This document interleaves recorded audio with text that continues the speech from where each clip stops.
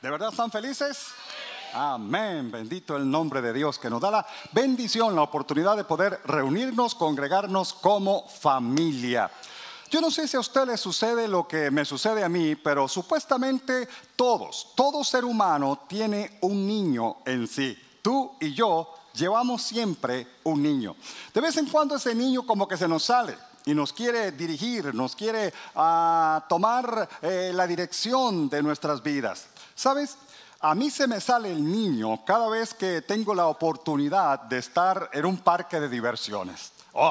Cuando uno está en un parque de diversiones, bueno, en el caso mío, mi niño, el Huguito que tengo adentro, le da por quererse montar en las montañas rusas. ¿Cuántos han montado en una montaña rusa?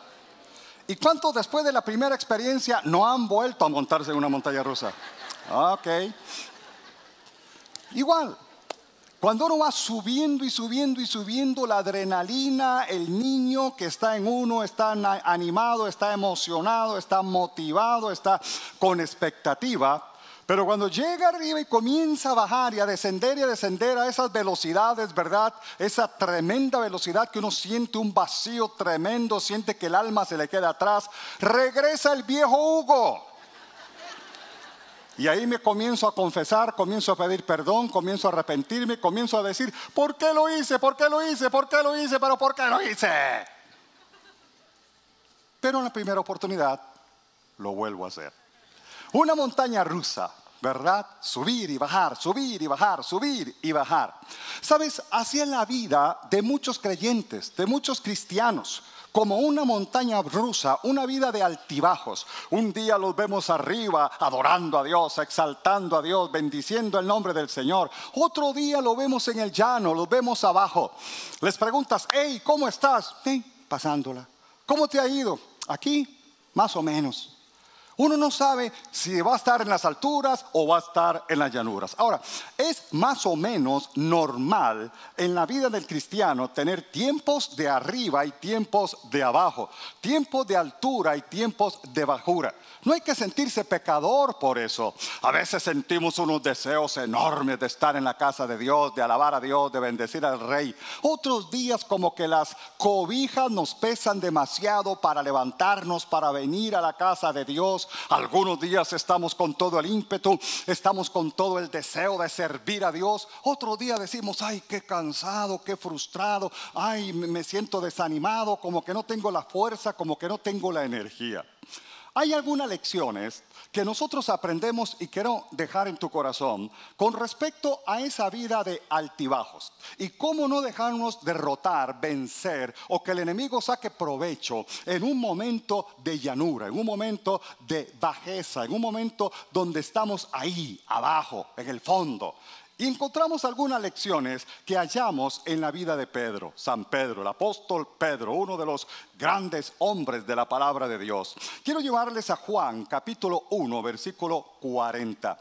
Y quiero hablar de un tema que he titulado Piedras, no cañas. Piedras, no cañas. Para poder mantener una fe inconmovible en cualquier momento, en cualquier circunstancia, en cualquier etapa de nuestra vida. El capítulo 1, versículo 40 de Juan, ahí encontramos la historia de los primeros discípulos, pero a la altura del versículo 40, Juan 1 dice, Andrés, hermano de Simón Pedro, era uno de los dos que habían oído a Juan y habían seguido a Jesús. Este halló primero a su hermano Simón y le dijo, hemos hallado al Mesías, que traducido es el Cristo.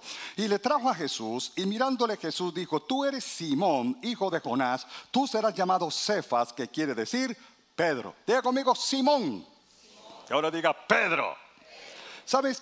Simón significa una caña llevada por el viento, una caña movida por el viento, una caña frágil. Pero Pedro significa roca, significa algo fuerte, algo duro. Una de las primeras lecciones que San Pedro nos deja a nosotros y que nosotros tenemos que tener muy presentes es, iglesia, nunca dejamos de ser seres humanos. Nunca dejamos de ser simples mortales.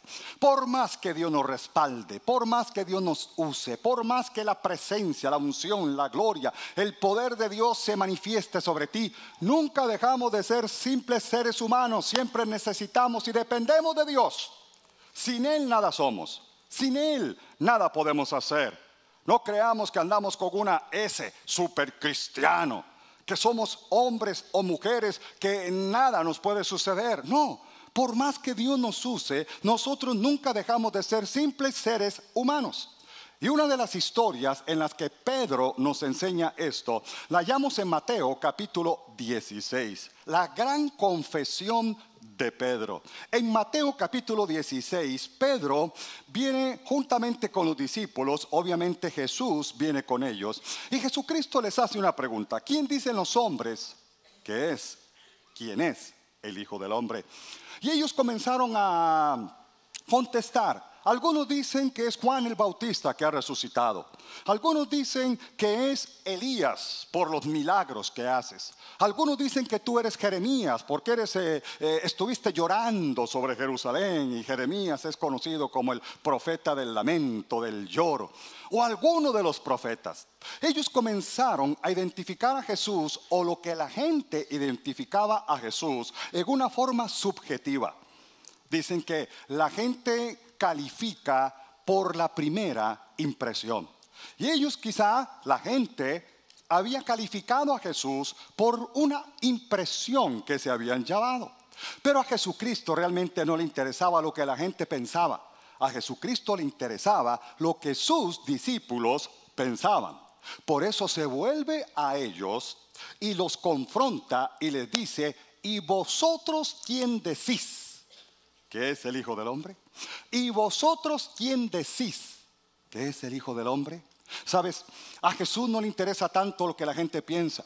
Hoy en día Jesucristo es calificado como un gran rabino, como un gran filántropo, como un gran maestro. Algunos lo comparan con un gran revolucionario o con el personaje principal de las películas de Semana Santa. Jesucristo no quiere ser eso. Jesucristo quiere ser lo que San Pedro declaró que era. Tú eres el Cristo, el Hijo del Dios viviente. Jesús no es cualquiera. Jesús es el Hijo del Dios viviente, el Cristo, el que reina, el que está sentado a la diestra del Padre, el Hijo de Dios con nosotros. Amén. Pero Jesús viene, se vuelve donde Pedro y le dice: qué bárbaro, Pedro, la pegaste. Pedro, ¿qué hiciste? Esto no te lo reveló carne ni sangre, sino mi Padre que está en los cielos. Bienaventurado Pedro, porque esto no te lo reveló estudio, teología, carne o sangre, sino mi Padre que está en los cielos. Uy. Se disparó Pedrito. Soy el iluminado. Soy el que tiene la revelación. Soy de tú a tú con Jesús. Sobredimensionó su experiencia. Sobredimensionó su fe. Se elevó. Llegó a un momento de cumbre, a un momento de estar en lo más alto de la montaña rusa. No te lo reveló carne ni sangre, sino mi Padre que está en los cielos. Ahora, nosotros tenemos que entender que en el reino de Dios las cosas no son asunto de unción nada más, sino de carácter, de crecimiento espiritual. Hemos dicho muchas veces que la unción puede abrirnos grandes puertas, pero nuestro carácter nos puede cerrar esas grandes puertas si no tenemos la madurez espiritual para manejar ciertas circunstancias. Porque si vamos de nuevo a este capítulo 16 de Mateo, cuando Jesús en el versículo 17 le dice: esto no te lo reveló carne ni sangre, Pedro se elevó tan alto, tan alto, tan alto, que en el versículo 22 y 23, Pedro se le acerca Pedro viene donde Jesús y le dice, mira, de tú a tú, ¿verdad? Tú y yo que tenemos revelación. Tú y yo que somos, ¿verdad?, de los mismos.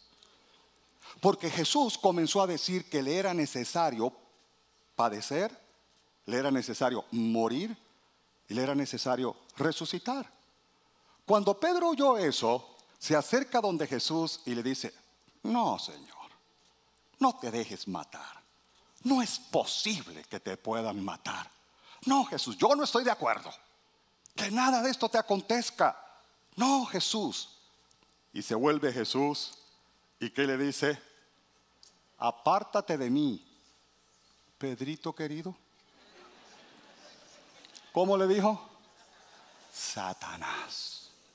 Apártate de mí, Satanás. ¿Te imaginas que le cambien el nombre a uno de repente de esa forma? Que tú entres por una de estas puertas y bienvenido Satanás, hermano Satanás, siéntese. De la cumbre, no te lo reveló carne ni sangre, sino mi Padre.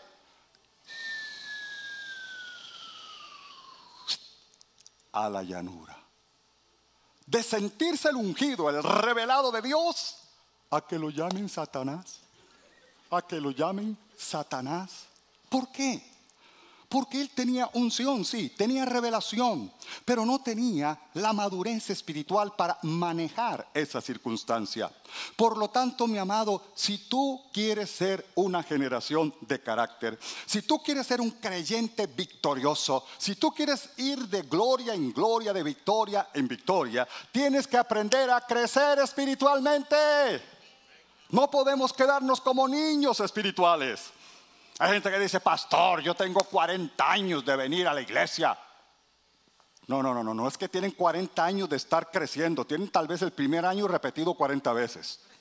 Ese es el problema de mucha gente, que no crecen.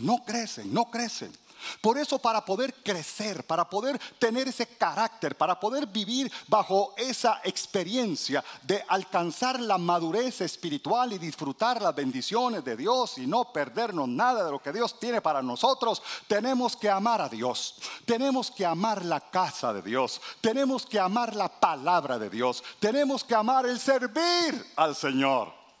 No podemos pretender crecer, no podemos pretender madurar, no podemos pretender vivir en un nivel de victoria, de bendición, si no somos gente de iglesia, gente de palabra, gente de servicio, gente de carácter.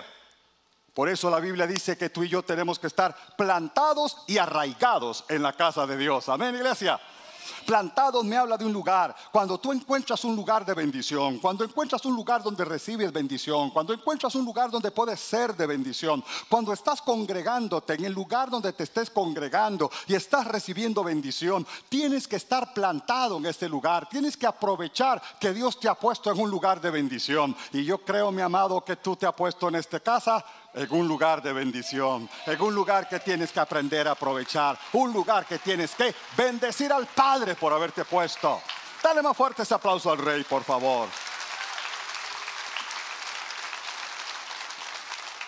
Aleluya. Porque si no puedes creer que cuando Dios te usa, eres la única persona más importante en el mundo. Que Dios te usa no significa nada. Dios usó un burro, Dios usó saliva, Dios usó barro, Dios usó masa de higos. Dios me usa a mí, imagínense. O sea, que Dios nos use no es un sello de garantía divina. Nosotros tenemos que aprender a crecer. Por eso dice la Biblia, plantados y arraigados en los atrios del Señor. Estar plantado me habla de un lugar, y estar arraigado me habla de carácter, me habla de compromiso, me habla de que ahí es donde yo voy a invertir mi vida, mi fuerza, mi talento, mis finanzas, mis recursos, mis dones, porque es el lugar en el cual yo estoy recibiendo bendición. Hablando con pastores en muchas oportunidades, en congresos, en conversaciones que tenemos, a veces los pastores tenemos esa cosita en nuestro corazón de qué está pasando en este tiempo. La gente ya no quiere venir a la iglesia como antes. La gente ya no quiere servir como antes. La gente ya no quiere tener compromiso como antes. ¿Sabes? Hay como una lasitud, hay una pérdida de fervor, hay una apatía en el reino de Dios. Nosotros estamos orando por avivamiento, estamos pidiendo avivamiento. Pero ¿cuándo va a venir el avivamiento? Cuando el pueblo de Dios se decida a estar plantado y arraigado en la casa de Dios. Por eso aprovecha las bendiciones de tu casa, de la casa de Dios. Hay gente que dice, pastor, es que yo tengo tan problema, tengo tal otro, estoy pasando por aquí, ahora ya no tengo fuerza, ahora ya no tengo energía. Por eso ofrecemos consejería pastoral. Ahora, estoy hablando de consejería. Cuando tú vienes a consejería, tienes que venir a recibir consejo, no a dar información. Porque hay gente que llega y dice, pastor, tomé la decisión de divorciarme. Pastor, tomé la decisión de hacer este negocio. Pastor, tomé la decisión de hacer tal cosa. ¿Sí? Lo que vienen es a informar. Peor, más peor. Cuando vienen y dicen, pastor, es que Dios me habló. Si ya Dios te habló, ¿qué te voy a decir yo? ¿Ah? Ya habló el mero, ¿qué voy a decir yo? Amén. Entonces, aprovecha consejería. En esta casa, por ejemplo, tenemos pastores con un corazón de verdad pastoral, que aman el redil, que aman el hacer la obra de Dios. Todos los días, a través de citas, tú puedes recibir el consejo. La Biblia dice que en la multitud de los consejos está la sabiduría. Tenemos aún lo que se llama un pastor de turno, un pastor de guardia, que si en algún momento, sin cita y sin nada, tienes una urgencia, tienes una necesidad, puedes llamar, puedes venir, vas a ser atendido. Aprovecha esa bendición. Aprovecha los servicios. ¿En cuántos lugares no se pueden congregar? ¿En cuántos lugares no tienen la oportunidad de venir a un servicio en la mañana o en la mañana y en la tarde, o venir entre semana? ¿En cuántos lugares hay personas que desearían tener la bendición de poder congregarse? Porque Jesucristo dijo que donde hay 2 o 3 en su nombre, ahí estaría Él. Aprovechar la bendición de que tenemos una casa, de que tenemos un lugar, de que tenemos la oportunidad de reunirnos como familia, como casa. Aprovechar los discipulados, pero entendiendo qué significa eso. Porque hay gente que dice, pastor, es que mi discipulador es como una Valium, nos duerme a todos. ¿Cuál es el sentido? ¿Cuál es la razón de un discipulado? No es darte una cátedra teológica. La razón de un discipulado es guardarnos, cuidarnos los unos a los otros, amarnos los unos a los otros, ser familia, tener esa unidad. Hay gente que dice, pastor, es que las enseñanzas son muy livianas, las enseñanzas no son profundas, no son teológicas. Mira, si tú quieres palabras, si tú quieres profundizar, para eso está la casa de Dios, para eso tenemos 3 cultos los domingos, para eso está el martes entre semana, para eso está el centro de desarrollo ministerial, para eso hay tantas oportunidades que Dios te da para que puedas crecer. Pero aprovecha el ser familia, aprovecha la bendición de ser parte de un discipulado, servir a Dios y recibir la bendición de estar bajo la cobertura y la protección de gente que te ama. Amén, iglesia. Bendices el nombre del Rey. Aleluya.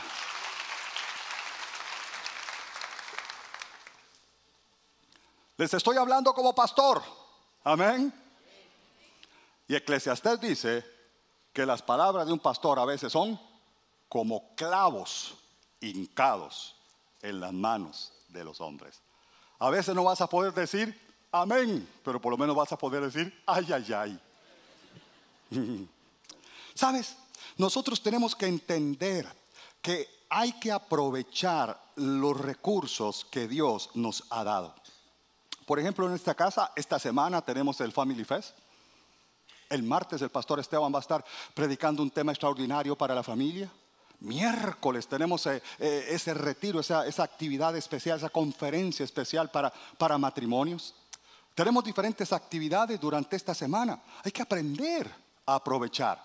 aprovechar lo que Dios nos da, porque estamos viviendo un tiempo difícil y cada vez va a ser más difícil. Y solamente el que está arraigado en la casa de Dios, sembrado en la casa de Dios, va a poder salir victorioso. Amén. Hace unas semanas predicaba acerca del cedro del Líbano, predicaba acerca de la palmera y les hablaba acerca de que la diferencia entre un árbol, la diferencia entre un árbol y la hierba son las raíces. Son las raíces. Eso es la diferencia entre un árbol y la hierba. El cedro del Líbano, les compartía que puede tener un diámetro de 6 metros, 8 metros, una profundidad increíble. ¿Qué lo va a botar? ¿Cuál viento? ¿Cuál tormenta lo va a botar? La palmera. Habla de la palmera datilera, la palmera que da fruto. Les mencionaba hace semanas atrás que la palmera puede crecer 30, 35 metros, pero tiene raíces también de 30 metros. La palmera es flexible, no como el cedro, pero la firmeza del cedro hace que nada lo bote. La flexibilidad de la palmera por sus raíces hace que nada lo bote. Lo que nada te va a botar en tu vida de fe es tener raíces. Pero eso cuesta. Eso es difícil. Hay que pagar el precio. Pastores, que ahora es tan difícil venir a la iglesia. Ahora tengo que tomar 3 buses, ahora con las presas, ahora con esto, ahora con lo otro, ahora se me hace tan difícil, yo estoy estudiando, yo estoy haciendo esto, Siempre hemos dicho que el que no quiere hacer algo va a encontrar siempre un pretexto. Y el que quiere hacer algo va a encontrar la forma de hacerlo. Cuando tú te decides hacer como cedro, hacer como la palmera, no hacer como la hierba que se la lleva el viento, en el momento de la prueba, en el momento de la angustia, en el momento de la necesidad, tus raíces son las que te van a sostener y esas raíces te van a permitir salir victorioso en el nombre de nuestro Señor Jesucristo. Él te ha llamado para vencer si tienes raíces.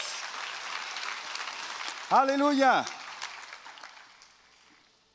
Porque vamos a necesitar eso en los tiempos que vienen, como iglesia, como casa. Tengo ya casi 43 años de haber conocido a Cristo como mi Señor y Salvador personal, 40 años de ser pastor, de estar escuchando la palabra, de estar plantado, de estar arraigado. Yo entiendo la importancia de congregarse, entiendo la importancia de estar bajo cobertura, entiendo la importancia de las raíces.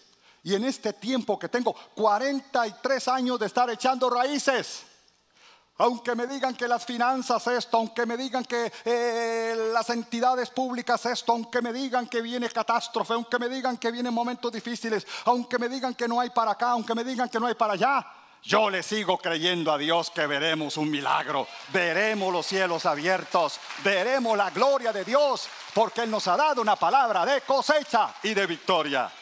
Amén, iglesia. Oh, bendito el nombre de Dios. Aunque todo diga lo contrario, seguimos creyendo en un milagro. ¿Por qué? Porque tenemos raíces. No cualquier viento nos va a llevar como si fuéramos hierba. Somos árboles, somos palmeras. Número 1, aprendió que nunca dejamos de ser seres humanos. Número 2, aprendamos a pesar nuestras acciones, a poner en la balanza nuestras acciones. ¿Qué hacemos y por qué lo hacemos? Hemos dicho en algunas oportunidades que Pedro tenía la boca más rápida de toda Palestina. Siempre se andaba metiendo en problemas. Pedro hablaba más rápido de lo que pensaba. Pedro hablaba más rápido de lo que podía razonar. Y eso lo metía en cada problema increíble. Por ejemplo, en el capítulo 14 de Mateo, vemos la historia donde Jesús viene caminando sobre las aguas y los discípulos están en la barca. Era la noche. Y en medio de la oscuridad, Jesús viene caminando sobre las aguas. Los discípulos que estaban en la barca comenzaron a gritar: ¡un fantasma! ¡Auxilio! Y Jesús les dice: no tengan temor, soy yo. Y la boca más rápida de Palestina, Pedrito, dijo: Maestro, si eres tú, manda que yo vaya a ti sobre las aguas. ¿Y qué le dijo Jesús? Ay no, Pedrito, no, se te mojan las tenis. Ay no, Pedrito, no, vas y te hundes. ¿Qué le dijo Jesús? Hey, venga. Ahora, Pedro caminó. Yo no sé si caminó 3 pasos, 4 pasos, 5 pasos, pero por lo menos caminó más de lo que yo he caminado sobre las aguas. Yo no paso del primero. Dice la Biblia que Pedro comenzó a caminar sobre las aguas y de un momento a otro quitó su mirada de Jesús y comenzó a mirar el viento, las olas, comenzó a mirar la tormenta y tuvo temor. Y dice la Biblia que cuando tuvo temor, porque le quitó sus ojos, su mirada a Jesús, comenzó a hundirse. Y comenzó a gritar: Señor, ten misericordia de mí, Señor, me ahogo. ¿Y qué hizo Jesús? ¡Qué rico, para que aprenda! Voy a dejar que traiga un poco de agua para que aprenda a no tener miedo, a tener fe. No. Dice Jesús que al instante, dice la Biblia que al instante Jesús extendió la mano y lo sacó del agua. Amén. Lo sacó del agua. Lo sacó del problema en el que la boca lo había metido.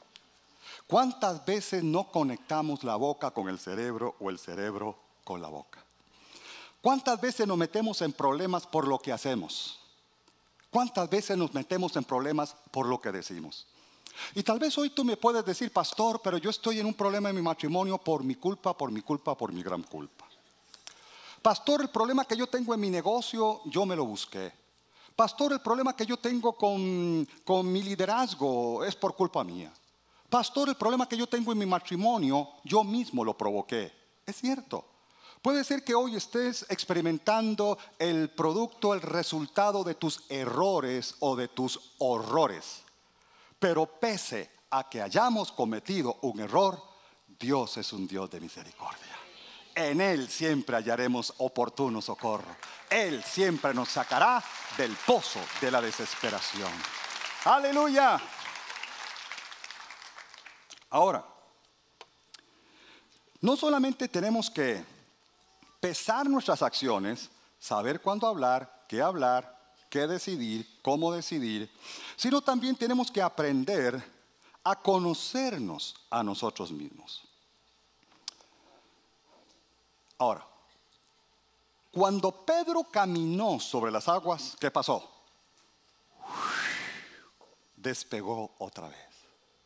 Mírenme, obsérvenme. Estoy caminando sobre las aguas. ¿Cómo se sintió? Estoy caminando sobre las aguas. Y los otros discípulos: ¡uy, qué bárbaro! Otra vez Pedro, ¿qué? Se disparó a las alturas. Pero cuando tuvo temor, ¿qué pasó? Volvió a caer, volvió a descender a la llanura. Otra vez los altibajos de Pedro. Pero ya que estamos hablando tan mal de Pedro, sigamos hablando mal de Pedro. Hay otra historia en capítulo 22 del Evangelio según San Lucas, donde Jesús le da una noticia a Pedro y le dice: Simón, Satanás os ha pedido para zarandearos. Os digo que en esta noche me vas a negar 3 veces. Y cuando vemos en ese capítulo 22, el versículo 33, Pedro le dice: Señor, dispuesto estoy a ir contigo, no solo a la cárcel, sino también a la muerte. Jamás te dejaré. Esos, tal vez sí. Esos otros, de seguro que te van a dejar. Cuenta conmigo, Señor. Jamás te dejaré. Estoy dispuesto a ir a la cárcel y a morir contigo. ¿Qué dijeron los otros discípulos? ¡Wow! ¡Qué bárbaro! ¿Qué pasó con Pedro? Otra vez para arriba. Soy el valiente. soy el valiente, soy Super Pedro, soy el atrevido, soy el que estoy dispuesto a morir por mi maestro. ¿Y qué pasó unas horitas después? Se estaba cumpliendo lo que Jesús dijo y negó a Jesús 3 veces. Me parte el alma, me toca el corazón en ese capítulo 22, el versículo 61, porque cuando el gallo, no fue ni que le cantó la gallina, le cantó el gallo. Cuando el gallo cantó la tercera vez, porque Pedro lo negó, cuando Pedro lo negó por tercera vez y el gallo cantó, dice versículo 61, entonces vuelto el Señor miró a Pedro. Pedro se acordó de la palabra del Señor que le había dicho, antes que el gallo cante, me negarás 3 veces.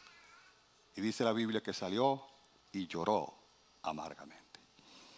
Digo que me parte el corazón el versículo 61, porque cuando el gallo cantó, dice, vuelto el Señor, miró a Pedro. ¿Qué pudo haber sentido Pedro en ese momento?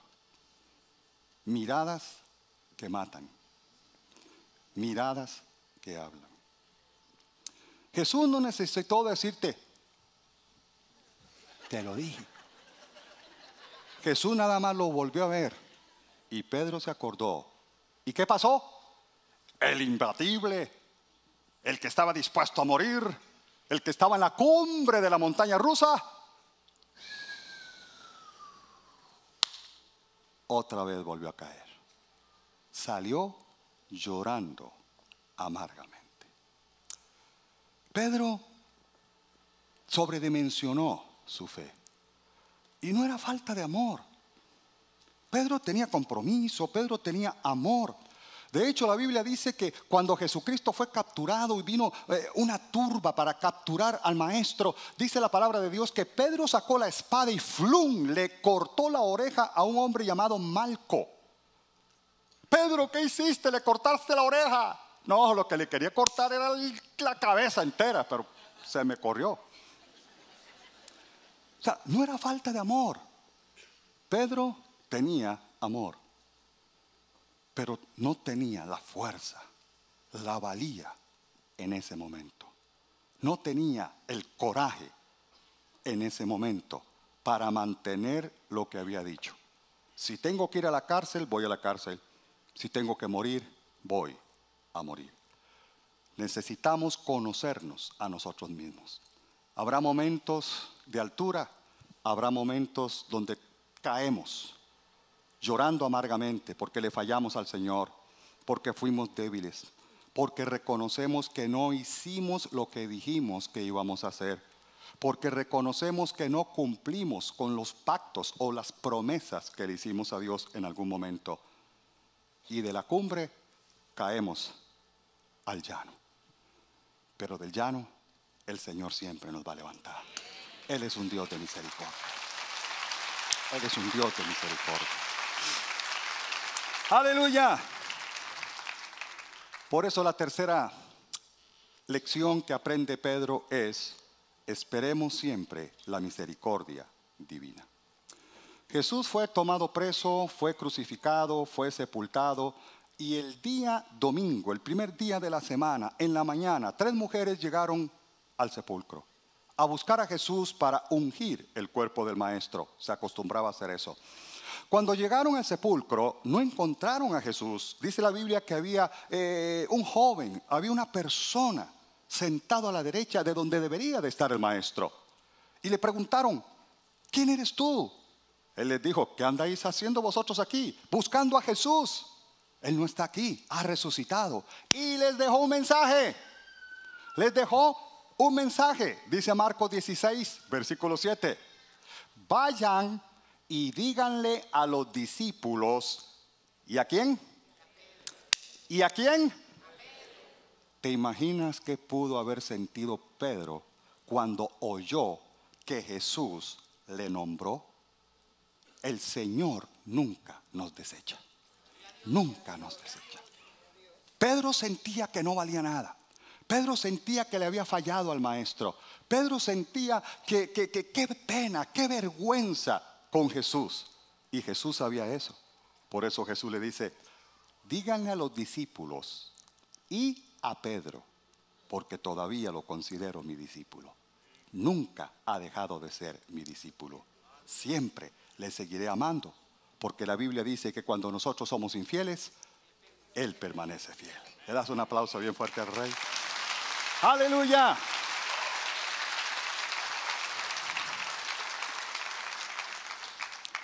Y en el capítulo 21 de Juan, Jesús aparece en escena de nuevo días después de haber resucitado.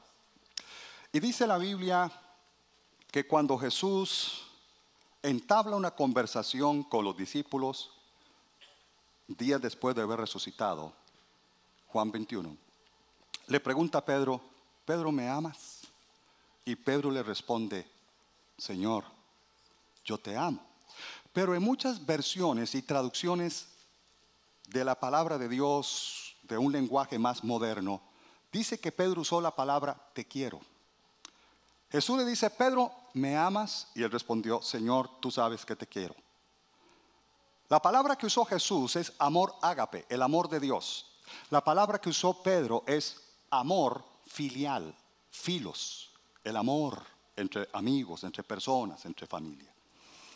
Pedro no se sentía digno de decirle, Señor, jamás llegaré a amar de la forma en la que tú amas. Por segunda oportunidad le dice, Pedro, ¿me amas más que a estos? Y Pedro le dice, Señor, tú sabes que te amo, te quiero. Y por tercera vez Jesús le dice, Pedro, ¿me amas más que a estos? Y dice que Pedro se sintió triste y le dijo, tú lo sabes todo, tú sabes que te amo. Pero usando la palabra, te quiero, te quiero. No se sentía digno de decir, te amo con la misma calidad con la que tú me amas. No se sentía digno. Pero Jesús le dio una oportunidad. ¿Cuántas veces negó Pedro a Jesús? 3. ¿Cuántas veces pudo Pedro declarar que amaba a Jesús? 3. Eso se llama restauración. Cuando sentimos que nuestra relación con Dios ha fallado, por nuestros errores, por nuestra culpa, por nuestras calamidades, Dios siempre nos dice, nunca te he dejado de amar, nunca te dejaré de amar. Pase lo que pase, eres mi hijo y estás en mi corazón. Dale el mejor aplauso al Rey de Reyes y Señor de Señores. Y vamos a ponernos de pie, por favor. Vamos a estar de pie. Y mientras comenzamos a adorar al Señor, yo quiero pedir al equipo de administración, tomemos unos pocos minutos para orar por aquellas personas que creen que le han fallado a Dios o que creen que han hecho algo que Dios los ha descartado, que ya Dios los ha desechado, o que sienten o que piensan que están en un momento de llanura, en un momento donde no van a poder salir. Tal vez tú te sientes en las alturas de la montaña rusa, gloria a Dios, pero tal vez hoy te estás sintiendo en la llanura, abajo. Sientes eso en tu estómago, ese vacío en tu estómago. No siento la presencia de Dios como antes, no siento que estoy sirviendo como antes, no siento que estoy haciendo lo que antes estaba haciendo, o simplemente estás enfermo, estás pasando por un momento difícil. No queremos que te vayas de aquí sin que seas tocado por la mano de Dios. Aunque hayamos fallado, Él no nos va a fallar, y el toque de Dios está para bendecir tu vida. Así que adoramos al Rey, el altar está abierto, ven y aprovecha este momento para que el Señor